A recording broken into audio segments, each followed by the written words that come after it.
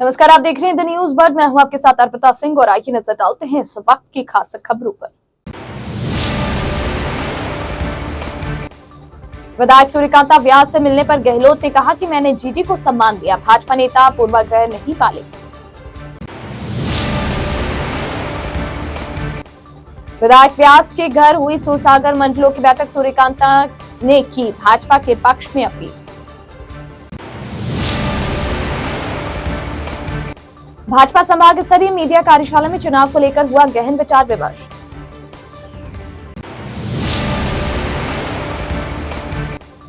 मंत्री पीपी चौधरी ने कहा भाजपा में बगावत के सुर हैं, मगर वे चुनाव आने पर शांत हो जाएंगे।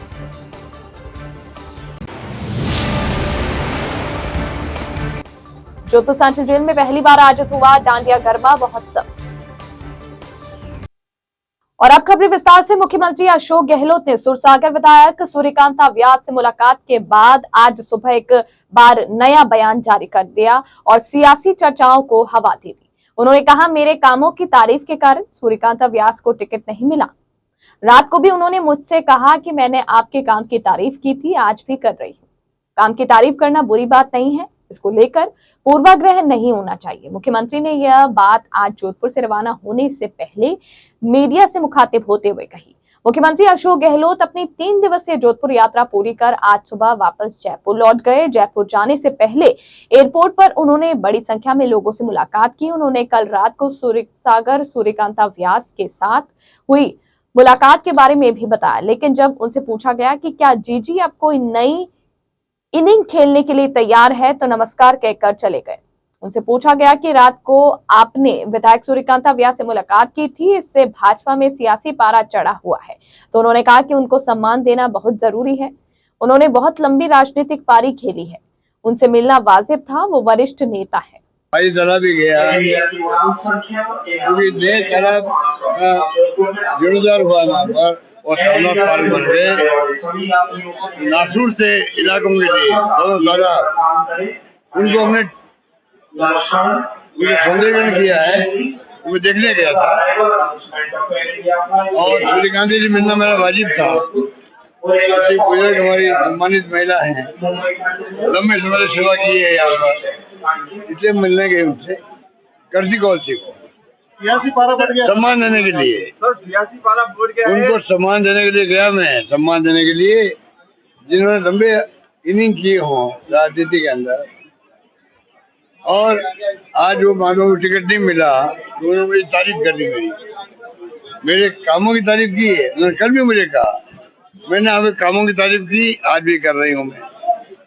और कोई कामों की तारीफ करना कोई बुरा भी नहीं होता। देखिए, इतना तो ग्रेट रखना चाहिए था बीजेपी को भी कि भाई वो व्यक्तिगत बात नहीं थी, जो परफॉर्मेंस हमारी है, फैसले हमारे हैं, जोधपुर के लिए भी, राजस्थान के लिए भी, उसकी तारीफ करे तो उसको लेके मैं समझता हूँ कि पूर्वाग्रह पैदा नहीं होना चाहिए दिमाग के अंदर, ये मेरा मानना है। मुख्यमंत्री अशोक गहलोत मंगलवार को आधी रात में सूरसागर विधायक सूर्यकांता व्यास से मिलने उनके घर पहुंचे थे। इस मुलाकात को लेकर राजनीतिक गलियारे में तरह तरह की चर्चा शुरू हो गई है। यहां तक कि जीजी के कांग्रेस का दामन थामने की भी चर्चा जोर पकड़ने लगी है। हालांकि इससे पहले रावण का चबूतरा मैदान पर दशहरा महोत्सव के समय मुख्यमंत्री अशोक गहलोत और सूरसागर विधायक सूर्यकांता व्यास के बीच गर्मजोशी से मुलाकात हुई थी। उसके करीब 7 घंटे बाद गहलोत आधी रात को उनके घर पहुंचे तो जोधपुर का सियासी पारा चढ़ गया। करीब 15 मिनट तक गहलोत सूर्यकांता के घर रहे। इस दौरान जीजी ने शॉल उड़ाकर उनका अभिनंदन किया। कयास लगाए जा रहे हैं कि कहीं कांग्रेस का दामन तो नहीं थामेंगे। ऐसा होता तो मारवाड़ की राजनीति में सबसे बड़ा उलटफेर होगा। हालांकि मुलाकात के बाद में सूर्यकांता व्यास ने कहा कि यह सिर्फ शिष्टाचार वाली मुलाकात थी, मुख्यमंत्री मेरी तबीयत पूछने आए थे। कोई चर्चा कोई नहीं हुई। अभी फोन किया था आधा घंटे पहले कि मैं इधर से निकल रहा हूँ, आप जग रहे हो तो मैं आपसे मिलना चाहता हूँ, आपकी तबीयत के बारे में पूछना चाहता हूँ। इतनी बात और कोई बात ऐसे तबीयत का पूछ नहीं। रात को कहीं से आए, वो मैंने क्या मालूम कहाँ से आए थे, बता रहे थे कि नए थे और साहे कहाँ से आए। सुरसागर विधायक सूर्यकांता व्यास ने बुधवार दोपहर अपने निवास पर भारतीय जनता पार्टी के सुरसागर विधानसभा क्षेत्र के सभी मंडल अध्यक्षों व सदस्यों की बैठक ली। उन्होंने सभी कार्यकर्ताओं से विधानसभा चुनाव में सुरसागर से भाजपा प्रत्याशी देवेंद्र जोशी को भारी मतों से जिताने का आह्वान किया। इसके लिए सभी कार्यकर्ताओं को जन जन तक पिछले 15 वर्षों में करवाए गए विकास कार्यों को लेकर जाना है और साथ ही कांग्रेस सरकार की नाकामियों को भी जन जन तक पहुंचाना है। विधायक सूर्यकांता व्यास ने कहा कि उन्होंने 15 साल में करीब 1500 करोड़ के कार्य सुरसागर विधानसभा क्षेत्र में करवाए। चिकित्सा, शिक्षा, सार्वजनिक पार्क, विद्युत, पेयजल, ऐसा कोई क्षेत्र शेष नहीं रहा जिसमें उन्होंने विकास कार्य नहीं करवाए। इसलिए सभी कार्यकर्ताओं को दायित्व है कि वे 15 साल के विकास कार्यों की पूंजी लेकर जन जन तक जाए और उन्हें भारतीय जनता पार्टी के पक्ष में मतदान के लिए प्रेरित करें। भाजपा के शहर जिला अध्यक्ष देवेंद्र सालेचा ने कहा कि सुरसागर के चारों मंडलों की आज बैठक में चुनावी रणनीति को लेकर चर्चा की गई, किस तरह से कार्य करना है और प्रत्याशी देवेंद्र जोशी को किस तरह भारी बहुमत से जिताया जा सकता है, इसको लेकर रणनीति बनाई गई। बैठक में मसूरिया मंडल अध्यक्ष श्याम सुंदर गौड़, प्रतापनगर अध्यक्ष भैरुदास वैष्णव, चौपासनी अध्यक्ष हेमंत जयानी, उप महापौर किशन लड्डा, महामंत्री मनीष पुरोहित आदि उपस्थित रहे। आज की यह बैठक सूरसागर विधानसभा क्षेत्र के चारों मंडल की बैठक रखी गई है और उसमें पार्टी के सभी कार्यकर्ताओं का बुलाया गया है जो आगामी चुनावों के मद्देनजर पार्टी को किस तरह से कार्य करना है और किस रणनीति के तहत पार्टी को चुनावी मैदान में उतरना है और हमारे प्रत्याशी भारतीय जनता पार्टी के प्रत्याशी देवेंद्र जोशी जी को किस तरह से बड़े बहुमत के साथ में जीत दिला करके और भारतीय जनता पार्टी की सरकार राजस्थान में बनानी है, उसके बारे में विचार विमर्श करने के लिए सभी कार्यकर्ताओं को यहाँ पर बुलाया गया है। तो मेरी तबीयत पूछ आए थे, मेरे यहाँ पास आए हुए थे तो वो संपर्क में अपने तो यहाँ आए और मेरी तबीयत के बारे में जानकारी और कोई बात नहीं। भारतीय जनता पार्टी के संभाग स्तरीय मीडिया कार्यशाला का आज होटल चंद्रा इंपीरियल में आरंभ हुई। बैठक में प्रवक्ता सुलभ त्रिपाठी, प्रदेश प्रवक्ता नवनीत राज पुरोहित व मुकेश जैमन ने संबोधित करते हुए जोधपुर संभाग में किस तरह से भाजपा की बढ़त बनाया जाए सहित कई मुद्दों को लेकर बात हुई। इससे पहले प्रवक्ता सुलभ त्रिपाठी व प्रदेश प्रवक्ता नवनीत राज पुरोहित ने मीडिया से मुखातिब होते हुए कहा कि प्रदेश की कांग्रेस सरकार में भ्रष्टाचार के साथ अत्याचार बढ़ा है। यहाँ पर वविंत व अल्पसंख्यकों के साथ घोर अन्याय हुआ। भाजपा के कार्यकर्ता एक परिवार की तरह है और वे चुनाव को जिताने के लिए जी जान से जुटे हुए हैं। उन्होंने प्रदेश की कांग्रेस सरकार व मुख्यमंत्री अशोक गहलोत पर जुबानी हमला बोलते हुए कहा कि यहाँ पर कन्हैयालाल हत्याकांड से लेकर जयपुर बम ब्लास्ट के आरोपियों को बाहर कर दिया गया। यह सरकार अपनी कुर्सी बचाने के लिए प्रयास में लगी है। उन्होंने लाल डायरी का जिक्र भी करते हुए कहा कि उसमें इस सरकार के कई काले कारनामे बंद है जो सामने नहीं आए हैं। विधानसभा के चुनाव के मद्देनजर प्रवासी कार्यकर्ता की दृष्टि से हम सब एक कार्यकर्ताओं का परिवार है और मैं उत्तर प्रदेश की देवरिया सीट से विधायक हूँ। कार्यकर्ता होने के नाते हम सब राजस्थान में अपनी पार्टी की सेवा करने के उद्देश्य से यहाँ से आए हुए हैं और आज उसी दृष्टि से कार्यशाला रखी गई है। किस प्रकार से पिछले 5 वर्षों के दौरान श्रीमान गहलोत जी की सरकार ने पूरे राजस्थान में जिस प्रकार से भ्रष्टाचार को बढ़ावा दिया, जिस प्रकार से अपराध को बढ़ावा दिया। हम सब उत्तर प्रदेश में रहते हैं और रोज़ ऐसी खबरें देखने को मिलती हैं कि रोज़ राजस्थान के भीतर जो पिछड़े समाज के लोग हैं, वंचित समाज के लोग हैं, माताओं बहनों के साथ अत्याचार हो रहा है। गरीब परिवार से आने वाली बहन को जिस प्रकार से रेप करने के बाद भट्टी में झोंक दिया गया था।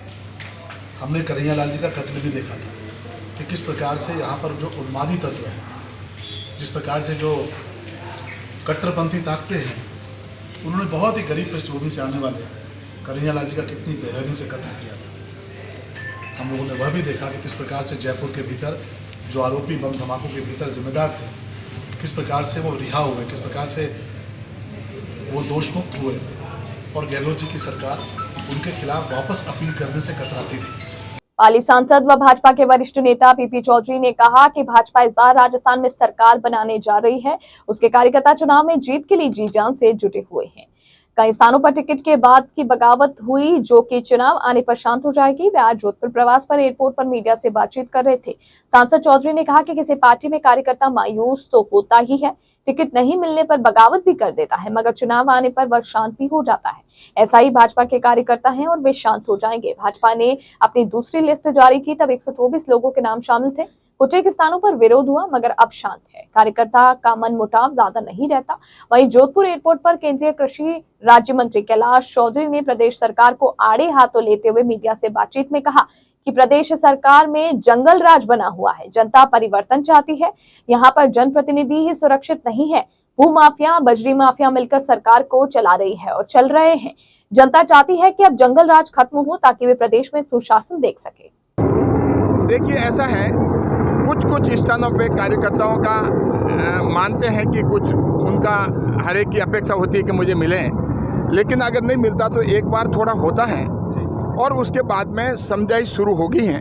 और सारे के सारे जो हैं, आप देखेंगे पूरे राजस्थान में जो अभी आपको देखेंगे अभी जो 81 टिकट आए थे उसमें आपने देखे कोई इक्का दुक्का छोड़ करके, और वो भी जो हैं बाद में जब उनको समझाइश हो गई। और बाकी दूसरा जो है भारतीय जनता पार्टी की 124 सीटें जो घोषित हुई हैं, उस सीटों में हम सर्वाधिक जो हैं वो हमारे कैंडिडेट आएंगे।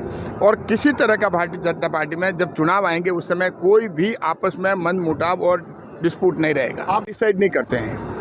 हमारा भारतीय जनता पार्टी का संस्कार है, ये निर्णय पार्टी का निर्णय होता है। राजस्थान में जंगल राज है और हम तो पहले से ही कह रहे थे यहाँ पर जनप्रतिनिधि सुरक्षित नहीं है। यहाँ की विधायिका ने कहा है कि मैं खुद सुरक्षित नहीं हूँ तो मैं दूसरों की क्या रक्षा करूँगा। सर, मुख्यमंत्री राजस्थान के अंदर आम महिला है वो भी सुरक्षित नहीं है। बहन बेटियों के ऊपर बलात्कार की घटना हो रही है। यहाँ तो जो शासन चलाया है 5 साल, वो भूमाफियाओं ने, बजरी माफियाओं ने सरकार चलाई है और इनके विधायकों ने और इनके जो कार्यकर्ताओं ने लूट मचाई है। इसलिए राजस्थान के अंदर जनता परिवर्तन चाहती है। वो आप देख रहे हैं पूरे राजस्थान। केंद्रीय कारागृह जोधपुर में पहली बार नवरात्रि में डांडिया गरबा का आयोजन किया गया। कारागृह में यह गरबा उत्सव 22 से 24 अक्टूबर तक 3 दिन तक आयोजित किया गया। गरबा के लिए बंदियों को प्रैक्टिस भी करवाई गई। जेल में गरबा के लिए पंडाल सजाया गया एवं सजावट की गई।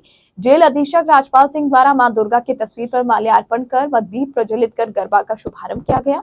बंदियों में समाज के प्रति दायित्व बोध जागृत करने के लिए प्रेरित किया गया। पंडाल के अंदर बंदियों द्वारा कई प्रकार की डांडिया गरबा किए गए, जिसमें प्रमुख रूप से 3 ताली गरबा, डांडिया गरबा, रास गरबा, हिंज गरबा आदि थे। जेल अधीक्षक राजपाल सिंह ने बताया कि माता के भजनों व अन्य भजनों पर गरबा प्रस्तुत किए गए। बंदियों के लिए गरबा एक नया मनोरंजन कार्यक्रम था। इस अवसर पर बंदियों ने हनुमान, श्री राम व रावण का अभिनय भी प्रस्तुत किया। मंच संचालन जेलर महेश शर्मा ने किया। इस अवसर पर जेल उपाधीक्षक सौरभ स्वामी, जेलर हरवंत सिंह, कविता विश्नोई, तुलसीराम, अचलाराम, मनोहर सिंह आदि स्टाफ उपस्थित रहे।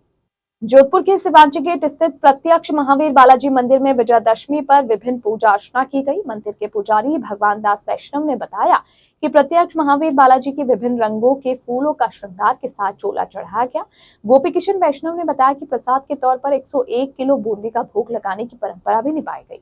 पुजारी द्वारा बालाजी के गोटों की जोत से आरती के बाद सभी भक्तों को प्रसाद बांटा गया। इस अवसर पर लोकेंद्र वैष्णव, गोपी किशन व सुरेश भाटी के साथ मंदिर के अन्य भक्त भी मौजूद रहे।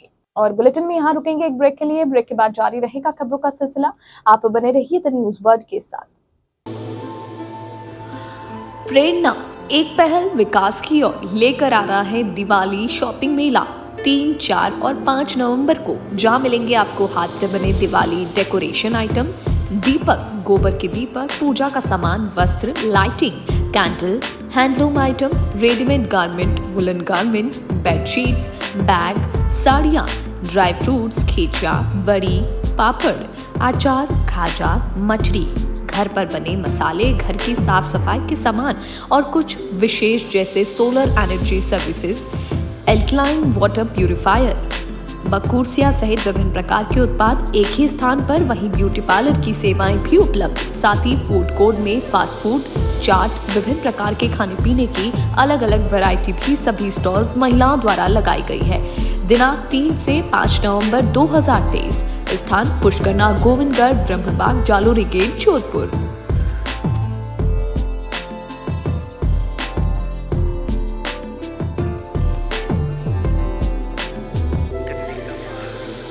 ब्रेक के बाद बुलेटिन में आपका स्वागत है। श्री मेड क्षत्रिय स्वर्णकार समाज के आराध्य देव अजमेर महाराज की जयंती पर आगामी 28 अक्टूबर को श्रद्धा व उमंग के साथ जयंती मनाई जाएगी। इसके लिए 28 अक्टूबर को समाज की तरफ से भव्य शोभा यात्रा का आयोजन रखा गया। साथ ही केसरिया रंग के परिधानों में लोग नजर आएंगे। मेड क्षत्रिय स्वर्णकार समाज गीता पुनी ने बताया कि इस बार 28 को अजमेर महाराज की जयंती पर शोभा यात्रा का आयोजन किया जा रहा है। ये शोभा यात्रा बाईजी का तालाब से रवाना होकर घोड़ों का चौक, नई सड़क, घंटाघर, हाथीराम का ओटा, मेटती गेट, कचेरी चौराहे होते हुए नागौरी गेट स्थित गार्डन पर समाप्त होगी। इस शोभा यात्रा में समाज की महिलाएं व पुरुष केसरिया परिधान पहने नजर आएंगे। शोभा यात्रा बजगिया हाथ घोड़े में भी शामिल रहेंगे। समाज संयोजिका प्रभारी दीपा डामरा ने बताया कि अजमेर महाराज की जयंती को लेकर समाज के लोगों में उत्साह छाया हुआ है। इस वर्ष भी 28 तारीख को हमारे समाज के आदि पुरुष श्री मेट सत्रह स्वर्णकार के आदि पुरुष अजमेर जी महाराज का जन्म दिवस हर्षोल्लास के साथ मनाया जा रहा है और इसमें महिलाएं बच्चे बढ़ चढ़कर हिस्सा लेंगे और सभी ऑरेंज कलर की वेशभूषा में आएंगे। यह हमारी संस्कृति, हमारा धरोहर, हमारी विरासत। धन्यवाद। सोनी डामर हमारे समाज की संरक्षक संयोजिका और प्रभारी। बाकी तो हमारे आदरणीय भाई साहब ने सब कुछ बता ही दिया है, पर विशेष जो झांकियों में हाथी घोड़े रथों का भी इस बार आयोजन किया गया है और औरतें जो महिलाएं हमारी संसद के ऑरेंज वेशभूषा में आएंगी वो हमारी संस्कृति को उजागर करने का एकमात्र जरिया है। उसमें भी औरतें और महिलाएं सब बच्चियां सब लोग हिस्सा ले रहे हैं जो अपनी संस्कृति को उजागर करेंगी। विधानसभा आम चुनाव 2023 के मद्देनजर मतदान जागरूकता कार्यक्रम के तहत बुधवार को जोधपुर औद्योगिक प्रशिक्षण संस्थान में स्वीप कार्यक्रम के अंतर्गत छात्र छात्राओं के द्वारा संस्थान के आसपास के क्षेत्र में मतदान हेतु प्रचार प्रसार किया गया, जिसमें संस्थान के लगभग 35 छात्र छात्राओं ने बड़े उत्साह के साथ भाग लिया। प्रचार प्रसार के दौरान विद्यार्थियों ने आगामी विधानसभा चुनाव में 25 नवंबर को 2023 को समस्त मतदाताओं को अपने मताधिकार का आवश्यक प्रयोग करने के लिए प्रेरित किया। इस दौरान संस्थान के उपनिदेशक सुधीर व्यास सहित शिक्षकगण तथा विद्यार्थी उपस्थित रहे। विधानसभा आम चुनाव 2023 में मतदान व्यवहार एवं मत प्रतिशत में वृद्धि के लिए स्वीप कार्यक्रम के तहत मतदाता जागरूकता के लिए बुधवार को श्री परसराम मदेरना राजकीय महाविद्यालय भोपालगढ़ में मेहंदी प्रतियोगिता आयोजित की गई। मेहंदी प्रतियोगिता में महाविद्यालय के छात्राओं ने बढ़ चढ़कर भाग लिया, साथ ही अधिकाधिक मतदान करने का संदेश भी दिया। लक्ष्मणगढ़ शहर में विजयदशमी का पर्व धूमधाम से मनाया गया। शहर के रामलीला मैदान में 7 दिवसीय रामलीला के मंचन का समापन विजयदशमी को रावण के पुतले के दहन के साथ किया गया। शहर के रामलीला मैदान में वर्षों से चली आ रही रामलीला मंचन के दौरान भगवान श्री राम ने अन्याय एवं अहंकार के प्रति रावण के पुतले को जलाकर सत्य को असत्य पर जीत दिलाई। वहीं इस दौरान रावण का पुतला स्वयं ही जमीन पर गिर गया, जिससे आम जनता में भगदड़ मच गई। एक बड़ा हादसा होते होते टल गया, जिससे कुछ देर बाद लोग शांत हुए। जानकारी के अनुसार रावण का पुतला खुद ही नीचे गिरने से उसमें पटाखे जलने लगे, जिससे वहां मौजूद लोगों में डर का माहौल हो गया। वे इधर उधर भागने लगे। गनीमत ये रही कि कोई बड़ा हादसा नहीं हुआ।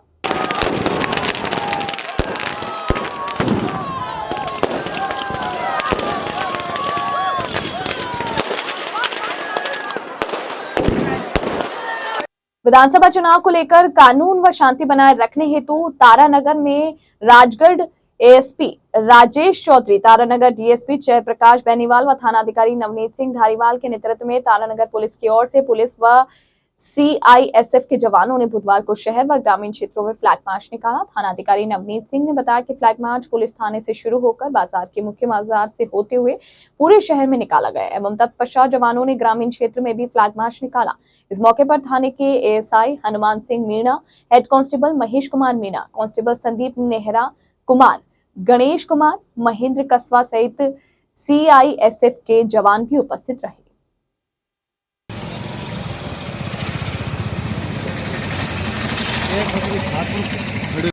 बानसूर में चुनावी रंग जमने लगा है। सभी प्रत्याशी वोटों को रिझाने में लगे हैं। देखा जाए तो बानसूर में लगभग सभी पार्टियों के उम्मीदवार मैदान में आ गए हैं। सभी प्रत्याशियों का मुद्दा लगभग एक ही है, बानसूर में बढ़ती आपराधिक घटनाओं पर विराम लगाना। बहुजन समाज पार्टी के प्रत्याशी मुकेश यादव ने आज बिरादरी की सभा मूर्ति देवी कॉलेज में बुलाई, जहां बड़ी संख्या में लोग पहुंचे और लोगों ने अपनी अपनी राय प्रकट की। वहीं प्रत्याशी मुकेश यादव ने संबोधित करते हुए कहा कि 36 बिरादरी के प्रतिष्ठान लोग मुझे आशीर्वाद देने पहुंचे और आने वाली 3 नवंबर को बहुजन समाज पार्टी नॉमिनेशन करेगी, जिसमें बड़ी संख्या में लोगों को पहुंचने का आह्वान किया गया है। ये जो हमने बैठक बुलाई है, ये कार्यकर्ता को बैठक थी। कार्यकर्ताओं को ये मैसेज देना था कि भाई हमें 3 तारीख को नॉमिनेशन करना है। 3 तारीख का नॉमिनेशन की डेट बताने के लिए आज हमने मीटिंग बुलाई है। कुछ हमारे कार्यकर्ता कई दिन से चर्चा में थे, टिकट मिलेगा या नहीं मिलेगा, क्या स्थिति रहेगी, तो सबसे मिलने के लिए आज हमने बैठक बुलाई है। आज ये बैठक में आपने सब देखा है कि कितने प्रतिष्ठित व्यक्ति, सर्व समाज के लोग यहाँ एकत्रित हुए हैं। तो मेरा भी मन भरा है कि अब की बार हम चुनाव जीतेंगे। हमारे बुजुर्ग, नौजवान साथी सब हमारे साथ हैं और 36 बिरादरी के लोग हमारे यहाँ साथ में आए हैं। तो लोगों से क्या कहना चाहेंगे? मैं सब लोगों से ये कहना चाहूँगा कि सभी साथी मिलजुल करके इस चुनाव को लड़े और शांति से इस चुनाव को लड़े। और 3 तारीख को जब हम नॉमिनेशन करेंगे तो अच्छी भीड़ आएगी। अनाज मंडी से भीड़ चलकर एसडीएम कोर्ट तक जाएगी, बहुत अच्छी भीड़ रहेगी। और सभी से कहना चाहूँगा कि बहुजन समाज पार्टी को अब की बार जिताने का काम करें। अब की बार हमें विश्वास है कि ये सीट हम जीतेंगे, ये सीट बहुजन समाज पार्टी खाते में जाएगी। अंत में एक बार फिर नजर बुलेटिन की खास खबरों पर।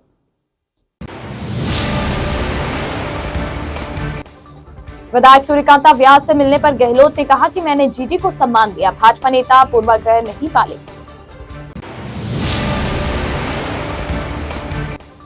विधायक व्यास के घर हुई सूरसागर मंडलों की बैठक, सूर्यकांता ने की भाजपा के पक्ष में अपील। भाजपा संभाग स्तरीय मीडिया कार्यशाला में चुनाव को लेकर हुआ गहन विचार विमर्श।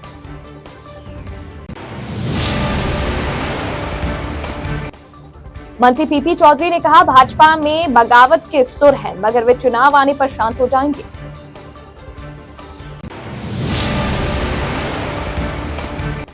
जोधपुर सेंट्रल जेल में पहली बार आयोजित हुआ डांडिया गरबा महोत्सव। इस बुलेटिन में फिलहाल के लिए इतना ही और खबरों को जानने के लिए आप बने रहिए द न्यूज बर्ड के साथ। तब तक के लिए मुझे दीजिए इजाजत। नमस्कार।